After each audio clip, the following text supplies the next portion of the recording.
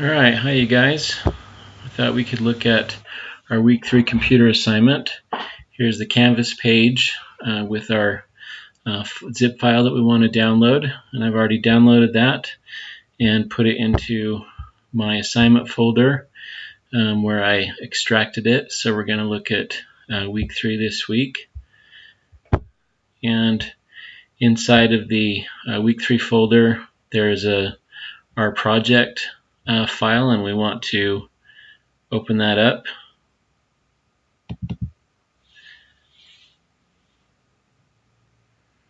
And here are my files, and we want to look at this R markdown file that's labeled week 3. So I can click on that, and that will open up my assignment. And we're going to look a little more at some of the steps we need to take when we're going to get ready to do some analysis. So we talked a little bit last week that we really don't want to analyze any data until we've had a chance to clean it up, make sure that there's no mistakes or a bunch of missing data. And we're going to look a little more at some of the steps we can take to reverse code any items that are needed if there's an instrument that has items that need to be reverse coded, and score instruments.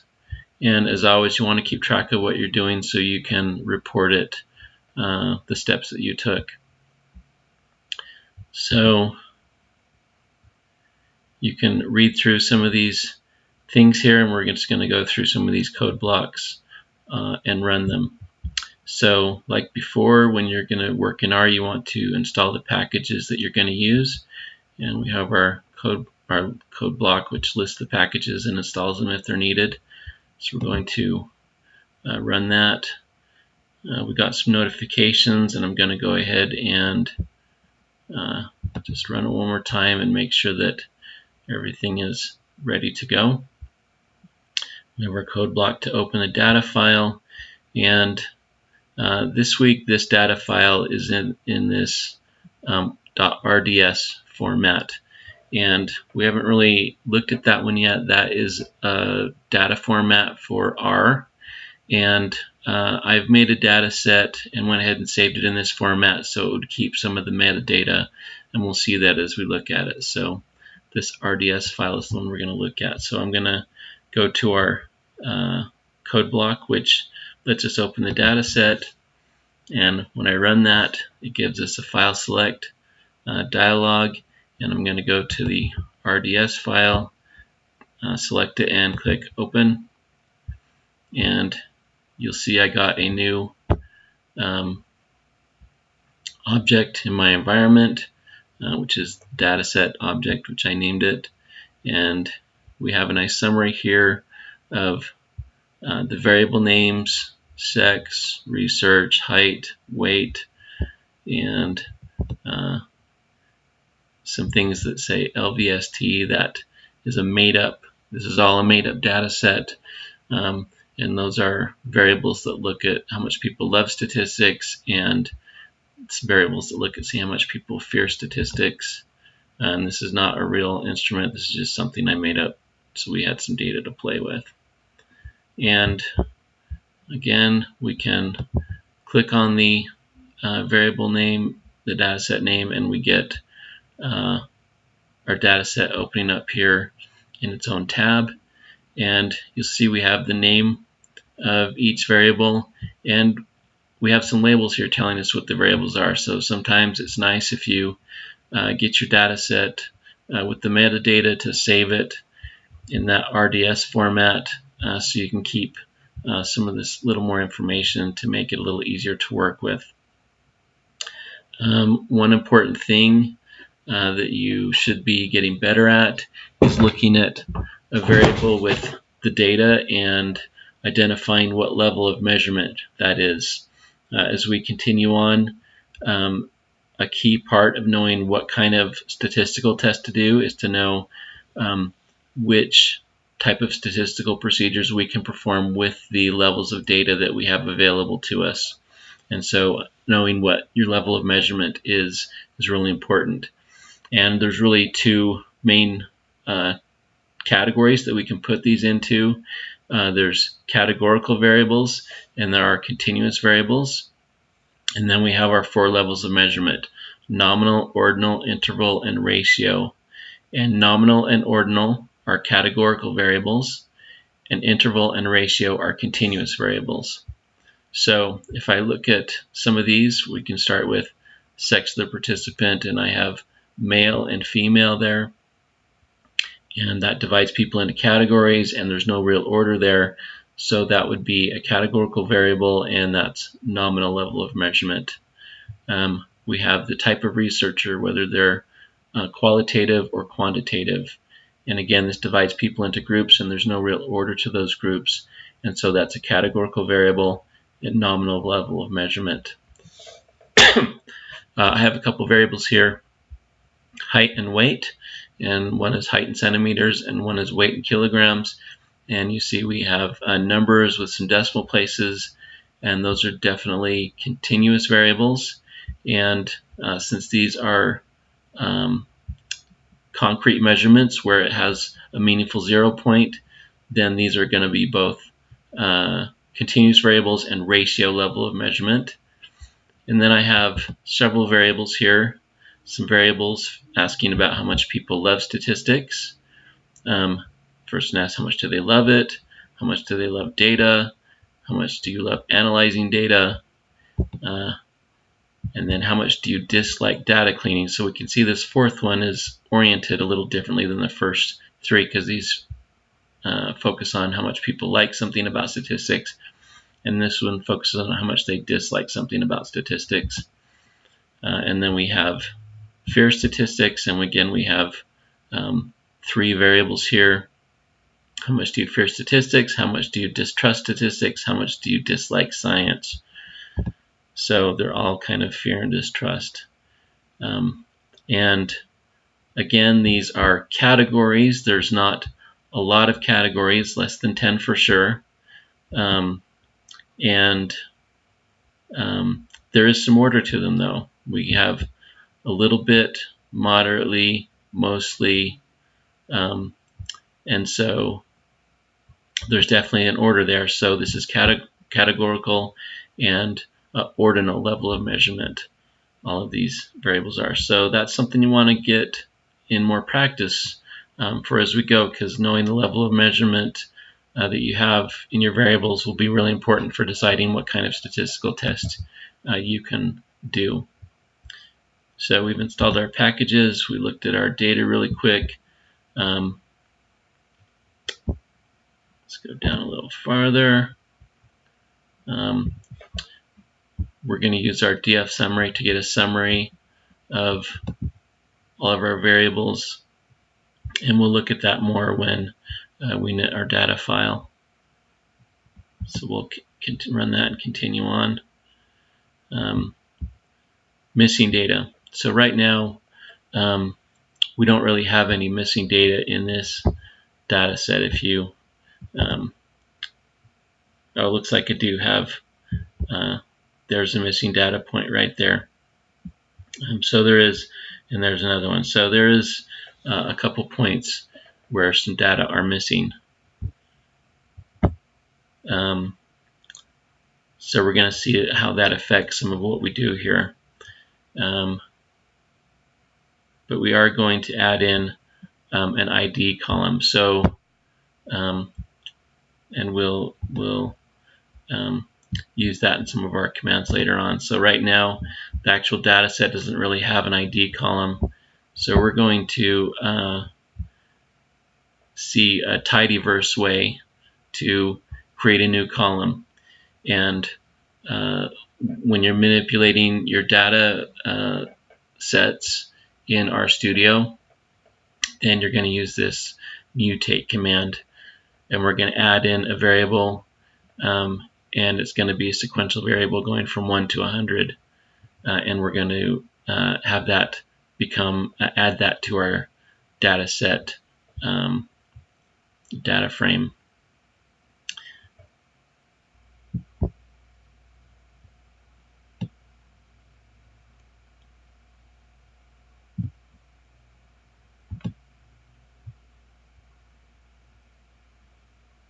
Okay, so this is something I wanted you to see.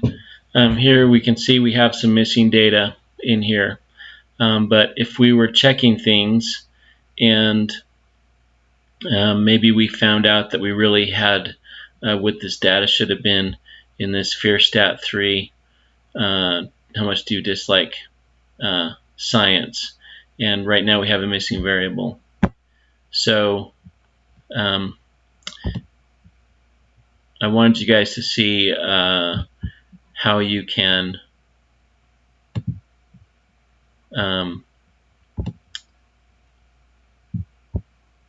replace a variable, replace a value in a variable. And you'll see this is a Tidyverse way that you can change the data set. We're going to do two things here. We're going to add our column in, and we're going to replace on ID number 9, ID number 29, and our FearStat3 variable, and we're going to add the value moderately in, and we can run that right now. And if we go back and look at our data set, we can see that a couple things should have happened. We have a new variable called ID, and here's our FearStat3 variable. If we go down to line 29, you'll notice that our missing value now has the value of moderately. And so that's an example of how we can make changes in the data set using RStudio. We're going to go ahead and create a new variable. So sometimes you may need to calculate a variable before you're doing an analysis, and we're going to calculate a BMI from our weight and our height variables. And so we're going to use the mutate command again and put in the new, name the new variable BMI, and here's the formula, and we're going to add that to our data set. We're going to run that, and if we go back up,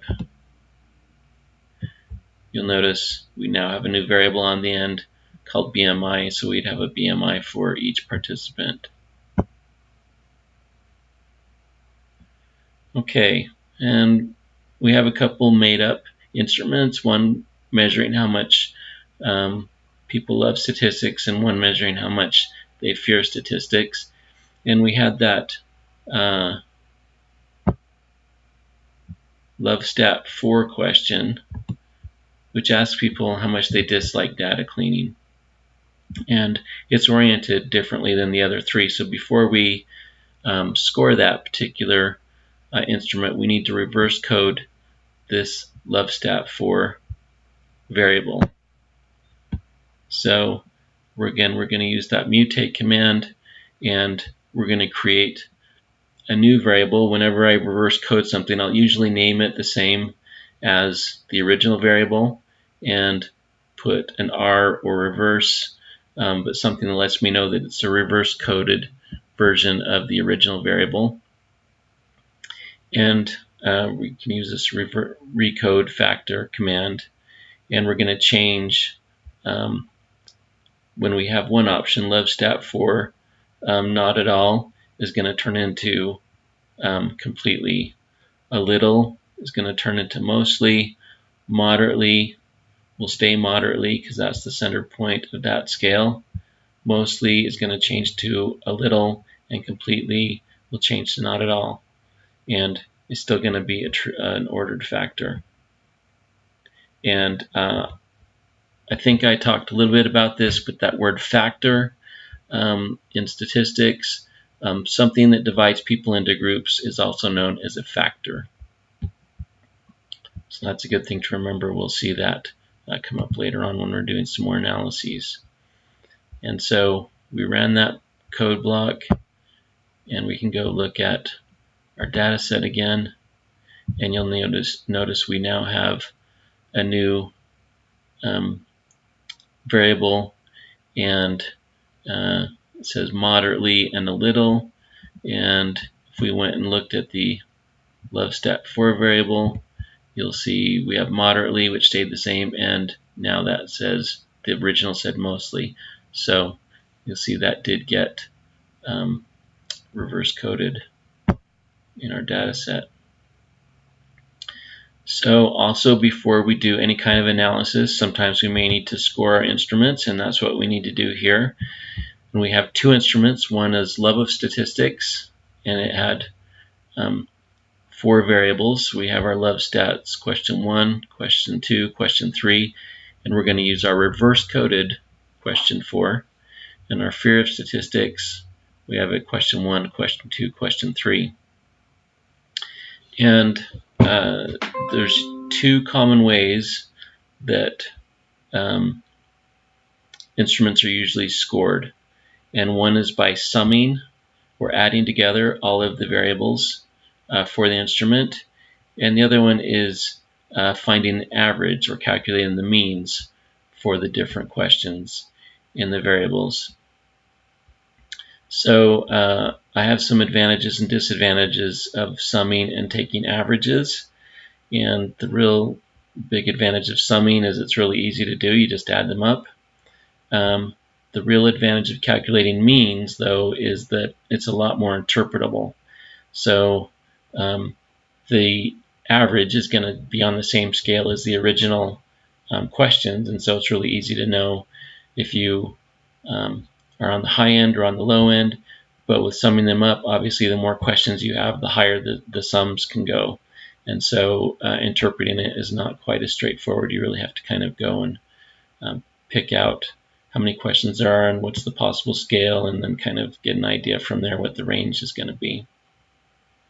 And we're going to go ahead and do both. So we're going to, this first code block gives us some sum scores for love and fear. And the second code block gives us some mean scores for love and fear. And if you want, you can pause the video a little bit and take a look at how these commands are done. So we're going to use this group by command, and then we're going to change the data set using this mutate. And here we're going to calculate a sum, and you'll notice I use this sum function. And then the group by just basically group by ID, make sure it makes it do the operation for each ID number, so basically each row on its own. And after we use it, then we're going to ungroup and then add the new variable to the data set. Same thing with this group by, and we're going to sum our fear of stats numbers. And for the averages, we're going to use this mean function, and we're going to put our variables in, and then we can ungroup it and add it to the data set. And the same thing for the fear average. So we're going to go ahead and run this code block and take a look at our data set to see how it changed. And if we go back up to the data set, now we can see that we have a love stats sum and a fear stats sum, and we have a love stats mean and a fear stats mean. And these obviously are going to be whole numbers because the original numbers were whole numbers, and our means obviously have some decimals in them because we took an average of some different scores. And one thing I want you to notice is that if there are missing data and you just use the functions how they are, that the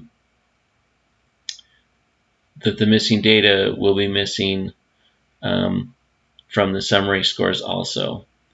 And so there are some things you can do to get around that, but I did want you to notice that if you're missing data, then here we're missing all 4 scores for that row 29, and that's because both there's a question that has missing data in both of those instruments. There's a fear one missing and a love stats one missing. So this is something to watch out for. Is missing data and how it can impact what you do with the data set down the road.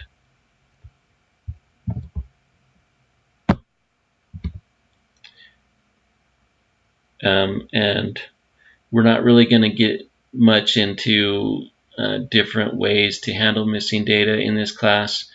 You know, just to give you guys just a brief idea, sometimes you can analyze it without the missing data. Sometimes they'll do something called mean imputation, meaning that if they have a missing data, they will find the average for that the set of data, and they will impute the average for the missing scores.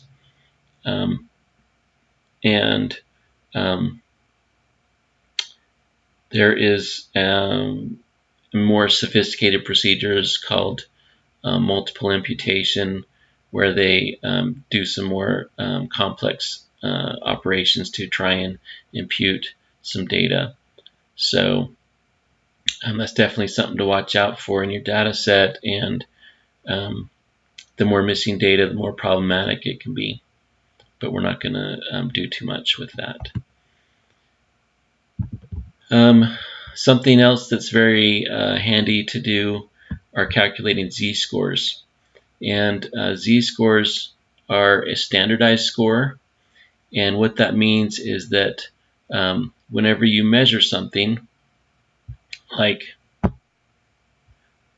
our height and our weight are probably the easiest thing to look at, as we have units there, height in centimeters and weight in kilograms. And these numbers do not mean the same thing, and so you can't really compare somebody's height with their weight without doing some transformations, because one's in centimeters and one's in kilograms. These are not the same units. And so you can, however, convert scores into a standardized score like a z-score, and then that changes the units from whatever the original unit of measurement was to standard deviation units. And what that z-score tells you is the score average, or is it above average, or is it below average, and how far above or below. And so within one standard deviation, 65% of data points usually fall within one standard deviation, and 95% within two standard deviation, and 99% within three standard deviations. So if you start getting a z-score of 2 or above, you know that that person is kind of extreme compared to everybody else.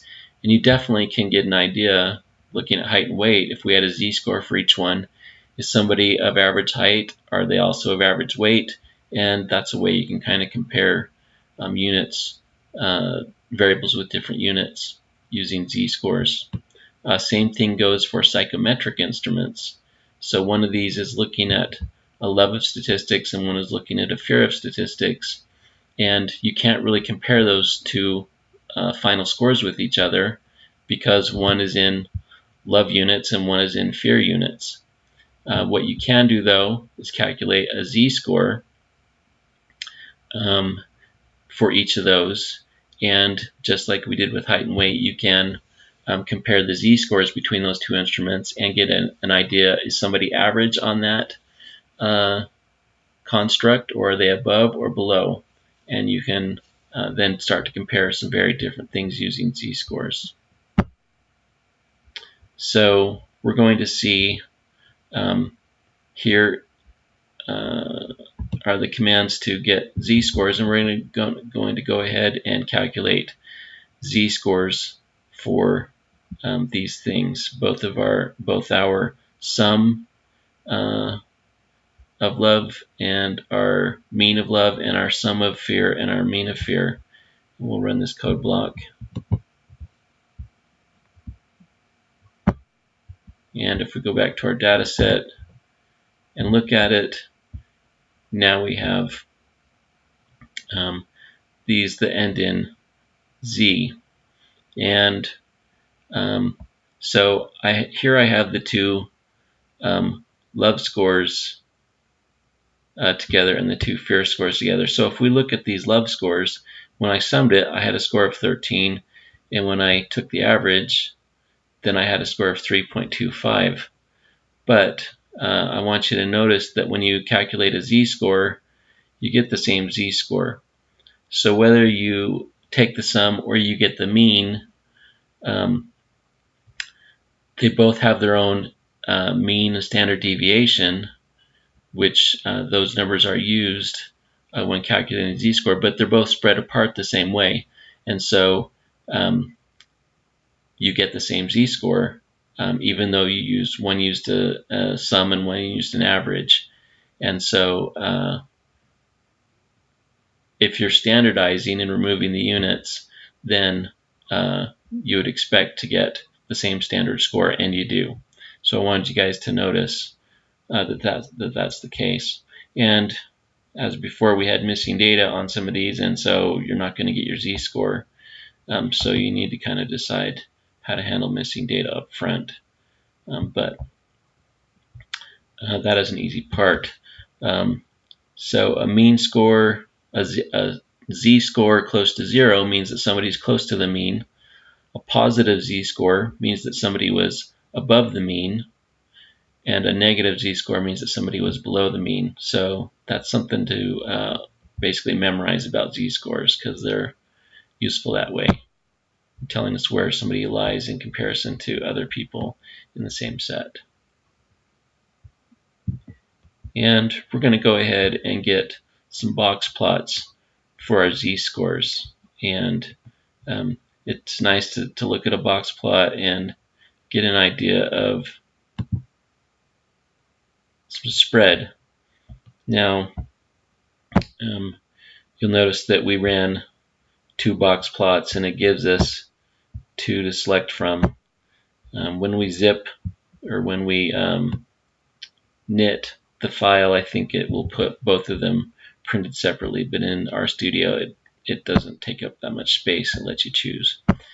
And you can look over the code that I used to get this, and this is a little bit different on a box plot. We have our regular box plot, but I went ahead and had to put the data points on the same plot, so you can actually see what the data points were that went into making this box plot.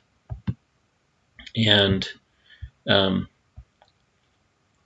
so the geom box plot command in ggplot2 gives you the box plot, and the geom point gives you the data points.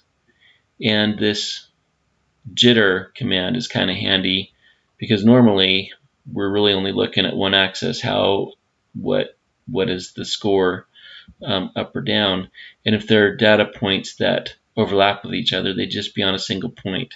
And that jitter command just kind of spreads them out across the plot, so that you can see how many data points might fall on the same place. And so here on this, probably -1.5, z-score of -1.5, there's actually 4 data points that fall on that line, and you wouldn't be able to see that if they were all stacked on top of each other. So I kind of like that jitter command, and I like this plot where you can put some data points in. And there's a lot of fancy things you can do with ggplot2, and I'm not an expert, but sometimes there's something extra you can add in that just makes it a little easier to understand what's going on. And so, you can see these are pretty evenly dispersed around the middle, and so it's interesting to look at. But I thought I'd show you guys one of the extra things you can do with ggplot2. When we get into Jamovi down the road, it does not have the same type of graphing capability. It's got some basic plots, but nothing fancy, and or not as many options. And so sometimes there's an advantage to knowing how to do something in R with ggplot2 than just using a pre done plot that somebody else has programmed for you. So like I said, we had some missing data, and I wanted to just show you how we can calculate some mean scores and ignore the missing data. And so we'll go ahead and run that.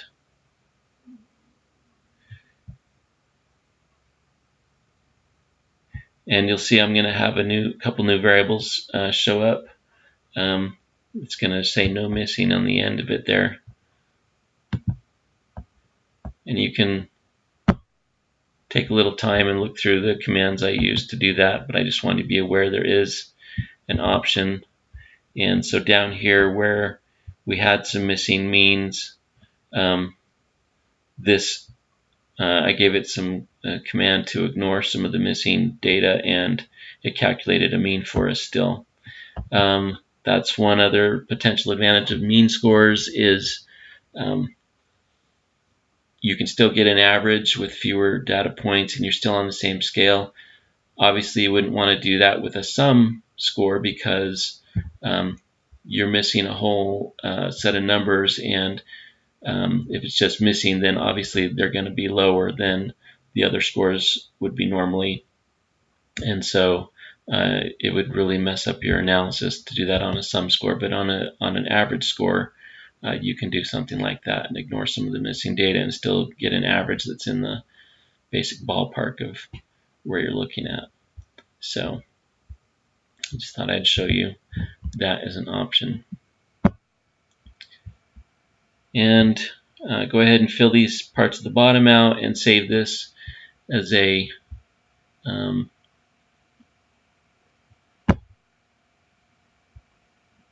go ahead and try knit to HTML.